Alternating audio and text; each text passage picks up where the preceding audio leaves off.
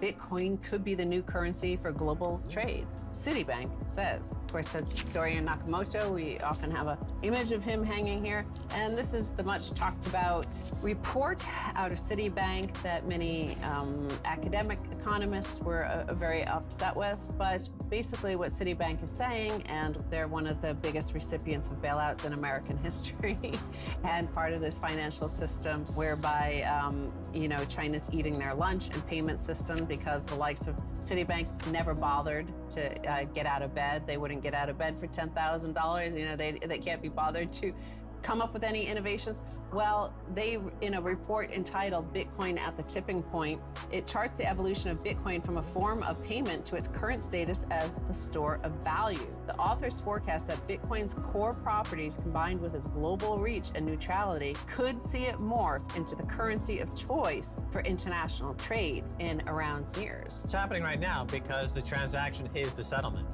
So you don't need Citibank. It obviates Citibank.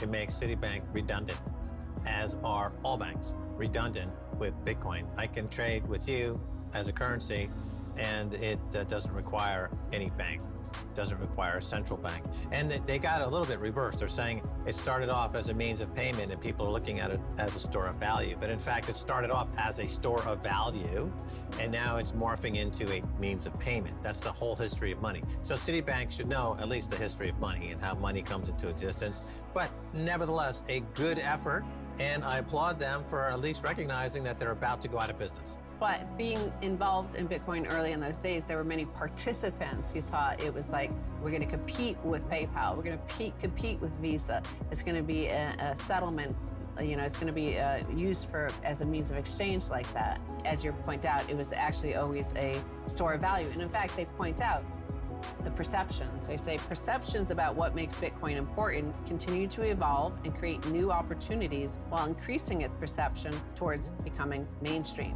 It's becoming more mainstream because people's perceptions, i.e. the thing that the Fed, Jerome Powell, is always trying to manage, perceptions, right? That's what Fed speak is all about. They go out there to speak to the market and say, don't worry, we're going to take care of inflation. Don't worry, we're not printing too much money. You might perceive it if you look over there, like at the food costs, like you might perceive it as a bad situation.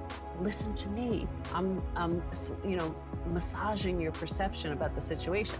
Well, here the situation is being perceived as being a better store of value than the US dollar and perceived by international participants in the global market. Anybody who has anything to sell anywhere on any continent or any country on earth, they're perceiving this as a more neutral, better to use settlements layer. Right, there's $5 trillion a day in Forex market, foreign exchange, and that can be completely replaced with a Bitcoin as the base layer. And we've seen that demonstrated now by sending currency from country to country, starting off in one currency, arriving at the destination in that local currency instantaneously, virtually at no cost. Central bank digital currencies under the bus. They're like, central bank digital currencies by definition are central. Therefore, they cannot compete with Bitcoin. So Citibank, again, just threw another industry under the bus. Yeah, I mean, because of course the central bankers are going to look at this threat, the competitor, a better competitor of Bitcoin, and say, well, how do we act like them? How do we, maybe we just form a blockchain. That's all you need, right? That's what it's all about. But no, it's the neutrality and the permissionless nature of it, censorship resistant, because this is another thing that as, whoever controls that system, and it's a dollar system right now, obviously they were pretty fair and open about it when they were out-competed everybody. When we produced all the semiconductor chips, when we produced all the cars, when we produced all the high tech. But now that other countries are way ahead of us in some aspects, we're like, well, you know what? We're going to slow your payments down. That's how we can out-compete you. We're going to make it harder for you to even trade with anybody. So this is what Citibank is saying. They're agreeing with us. Once again, Keiser report was right. Citibank was wrong until now. China has a 5-year lead over the U.S. in e-commerce payments. China's already working on 6G, whereas U.S. has yet to roll out 5G. The U.S. has no 5G. The product from Verizon is a hoax. They don't have 5G. So we borrowed $4 trillion last year, increased the money supply by 25%. It seems like we're, really far behind on technology, and we're borrowing too much money, Chris. I mean, how is this playing in Washington? Are the alarm bells sounding, or are they asleep at the switch? One of the things that China does is they play a long game. They play a 25, 50, 100-year game of chess, while we play checkers all day long on share price fluctuations on a day-to-day basis, quarterly results, 2 to 4 year election cycles, et cetera. And that creates a real problem for us to invest in infrastructure and for us to invest in R&D.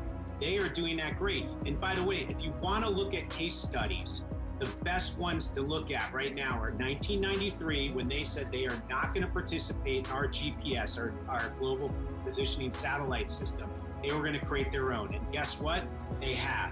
In 1997, they said they are not going to participate in the World Wide Web.